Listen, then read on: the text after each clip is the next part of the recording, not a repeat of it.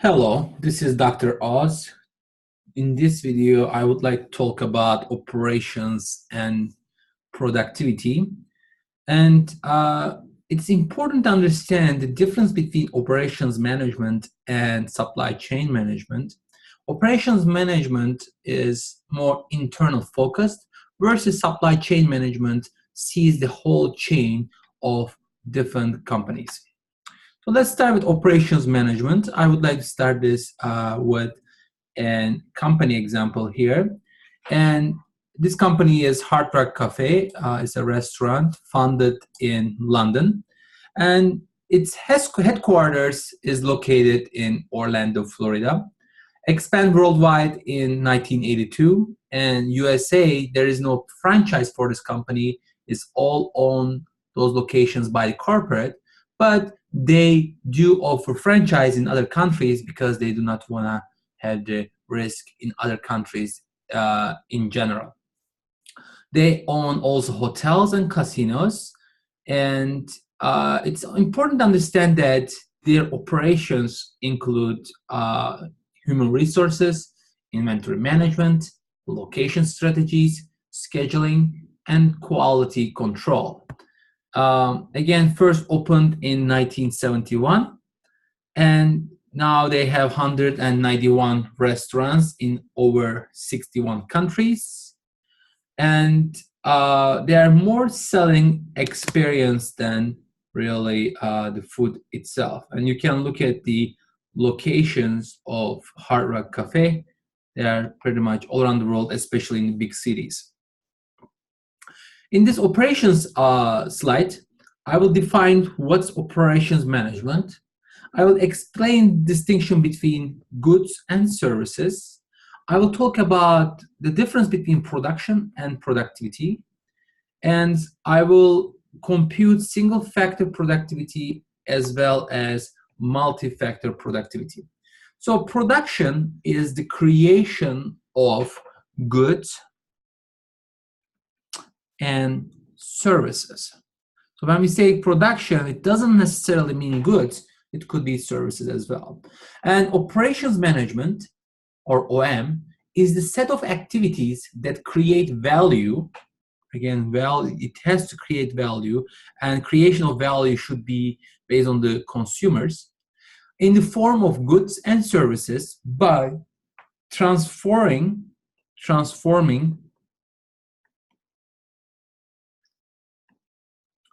inputs into outputs. So we transform inputs into outputs. That's called operations management, and we create value for our consumers or customers. So there are three essential functions of any firm. One, marketing, which focuses on generating more demand and revenue. Two, production or operations,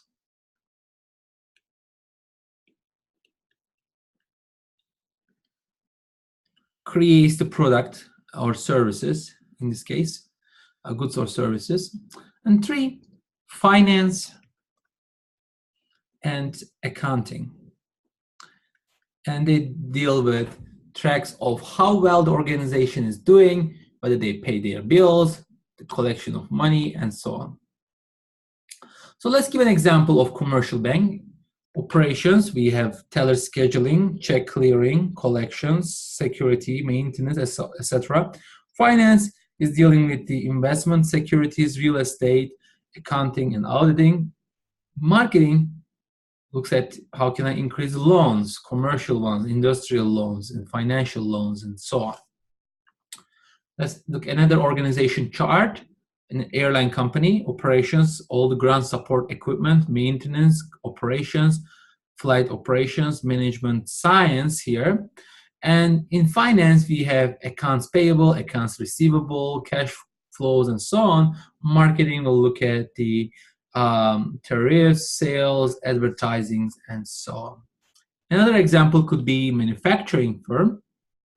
Again, operations include construction, maintenance, production, inventory control, quality assurance, supply chain management, tooling, fabrication, assembly, design, and so on. Finance would include disbursement of credits, funds management, capital requirements, and marketing and sales promotion, advertising, sales, marketing research, etc. So it's important to understand supply chain and supply chain management. Supply chain, a global network of organizations and activities that supply a firm with goods and services. So it's a global network of organizations and activities that supply a firm with goods and services. Members of supply chain collaborate to achieve high levels of customer satisfaction,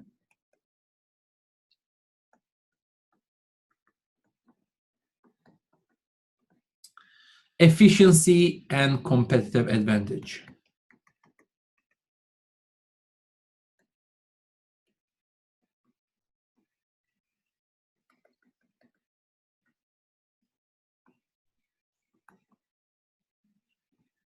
Right? So let's take a look at this chain example. We have farmer. Farmer sends products from upstream, downstream to syrup producer. And then once we have the syrup, we have bottler, and then we have distributor, and then goes retailer, and finally we send this product to our final customer. Right? So why is it important to understand operations? Because it is a very important component of a company. So of course, every company is different, but in general, the biggest component of sales of a company is cost of goods sold, or in other words, related to operations or production. So for example, this generic company makes $100,000 sales, and 80% of this is cost of goods sold. Then gross margin would be 100,000 minus 80,000, which is $20,000. And then let's say on average, this company has $6,000 finance costs. 20 minus 6,000 would give us $14,000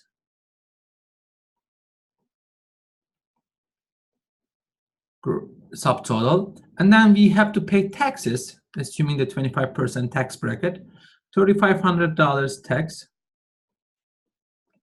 And 4,000 minus 3,500, 14,000 minus 3,500 would give us $10,500 of contribution or net income. And let's say if this company increases the revenue by 50% from 100,000 to 150,000. And the cost of goods sold would increase by 50% as well, since we are not changing any productivity measure. Then new cost of goods sold would be 120,000. 150,000 minus 120,000 would give us $30,000 of gross margin. And finance cost, assuming that is still the same, 6,000. Now we have subtotal of $24,000.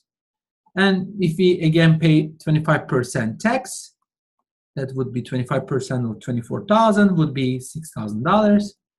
And 24,000 minus 6,000 will give us our contribution, which is $18,000 of net income. As you see, we increase our contribution from $10,500 to $18,000 by increasing the sales or revenue by 50%. Let's take a look at reducing the option number 2, finance cost by 50%. So again, we have $100,000 of revenue, and cost of goods sold is still 80,000, and our gross margin is 20,000, and finance cost we reduced by 50%. So this time, instead of 6,000, we have finance cost of 3,000. 20,000 minus 3,000 will be $17,000 of subtotal here. We pay taxes on that around $4,200. And 17,000 minus 4,200 would be 12,700, sorry, $800. All right, $12,800. As you see here, the although we decreased the finance cost by 50%, our net income only increased slightly. All right, so obviously marketing option helped us to boost our net income better. Let's look at the third option. This time we are not trying to increase the productivity by 50% or anything, just reduce the production cost by 20% and see what's going to happen. Assuming that the sales is still the same, $100,000, I'm not having any marketing campaign, and 80% of this cost was cost of goods sold. This time I reduced it 80,000 by 20%. So 20% of 80,000 would be $16,000. So if I reduce my cost of goods sold in production by 16,000, my production cost will go from 80,000 to $64,000. So my now new gross margin would be 100 minus 64,000 will be positive $36,000. Right? So the finance expenses, we assume that's still the same, $6,000. 36 minus 6 will give us $30,000 of subtotal. And we have to pay 7,500, 25% tax on this. And 30,000 minus 7,500 would give us $22,500. As you see, only 20% reduction in production costs helped us to more than double our contribution on net income. Again, for a company, the main goal is to maximize the contribution on net income, because that's how you can increase the wealth of a corporation or shareholders. So as you see here, is it easier to increase your sales by 50%, or is it easier to decrease your production cost by 20%? If you think that reducing the production cost by eliminating the MUDA or defective product or unwanted outcome, or increase the efficiencies in your production system, can increase your net income significantly more than other options. So this is very important for us to consider when we study operations management or supply chain management for a company. So we have contributions in operations management from different disciplines, such as industrial engineering, statistics, management, economics, and so on. And it's important to, again, emphasize that operations are not only for goods and also services. So it's important to define the services then. Services are economic activities that typically produce an intangible product, such as education, entertainment, lodging, government, financial, and health services. So these are some of those characteristics of services. Intangible, for example, airline seat. Ride in an airline seat is an intangible, so a service, but the seat itself is a good. For example, they are in general, services are in general unique.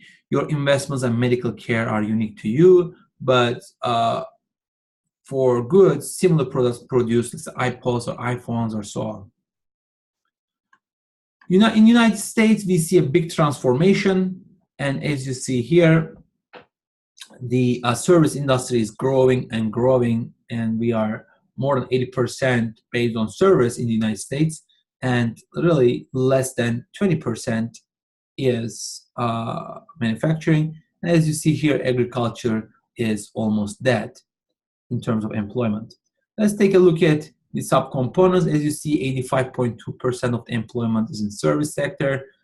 Big components here, you see education and medical. You see retail and wholesale, such as Walgreens, Walmart, and transportation is a significant component as well. We see another big component here, 13.6%. They are working in waste management and so on, and medical association and consulting firms like Ernst & Young. And finance is 10.4%. You can see public administration is 15.6%, such as here you see U.S. state, Alabama, and so on. So as you see, the big components of this employment is restaurants and banks and governments and medical companies and transportation companies and so on. All right. So there is a productivity challenge. Of course, if you want to increase the quality of life for your citizens, you need to increase the productivity. So what is productivity? Productivity is the ratio of outputs. It could be goods or services divided by inputs. And inputs are resources such as labor, capital, land, and so on. So the objective is, again, to improve productivity, not the product. So production is a measure of output. I just count the number of outputs. That's an output measure, which is production. I produce 5 cell phones and so on, but not a measure of efficiency. So when we talk about efficiency, productivity, basically you need to create more outputs with less inputs. So in the United States, we have 3 main inputs: labor, capital, and management. And we have outputs such as, again, goods and services.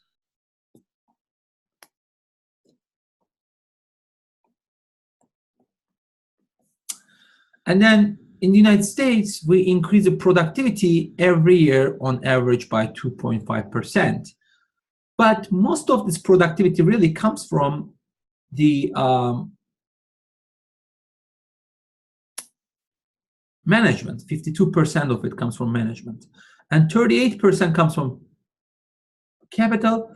Only 10% is coming from labor. The reason is that we increase productivity of labor so much in a way that we cannot really ask people to produce more and more in the same time frame, right? So how can I improve the productivity? I would like to talk about Starbucks here. For example, in Starbucks, 10 analysts look how can they improve their processes, and they stop requiring signatures under $25 for credit cards, which save $8 seconds per transaction. And they changed the size of the ice scoop so that they could save 14 seconds per drink. New espresso machines save them 12 seconds per shot. So every second that they save per latte or coffee that they serve, of course, creates millions of dollars of savings in a year for a company like Starbucks. Okay? So again, productivity is units produced divided by input used. Right, so that's a very simple formula. All right, so then I can calculate the labor productivity, units produced divided by labor hours used.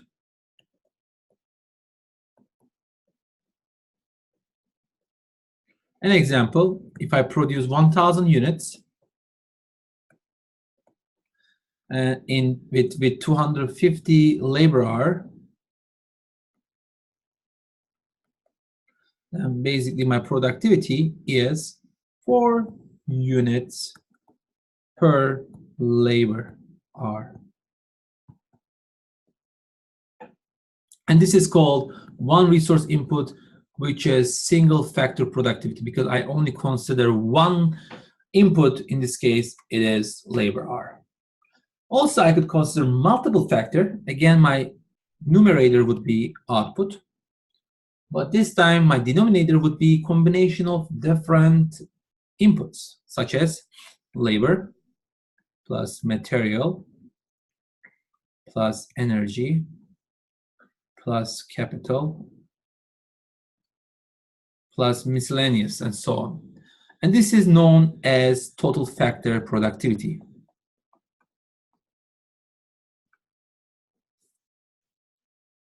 So multiple resource inputs, multi-factor productivity. All right, so let's do an example for a title productivity. Let's say we have an old system here. In the old system, we have 4 workers, 4 people, 4 employees. Each of them, they work 8 hours per day. And then we pay them $640 per day. In other words, 4 people, each of them we are paying $160 a day. And they produce for me 8 titles per day. And I need to also pay the overhead cost of $400 per day. Let's say I have a new system. In this new system, I can produce, instead of 8, I can produce 14 titles per day. My overhead, though, is doubled. So imagine I bought new machinery and so on, and I increase my overhead cost from $400 to $800 a day. However, my payroll cost is still the same, all right? So still I have 4 people and payroll cost is $640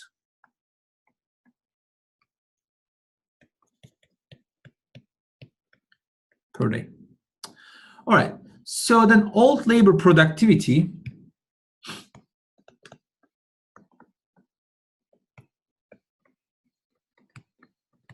is output, which is 8 titles a day,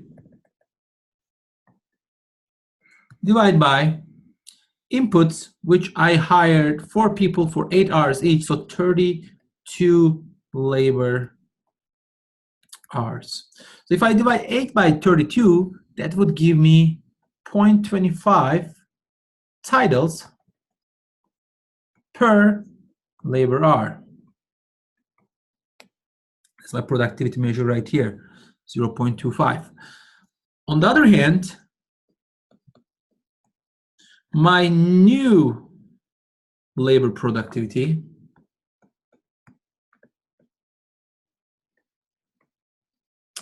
is that I produce this time 14 titles per day, divided by, still I use 32 labor hours.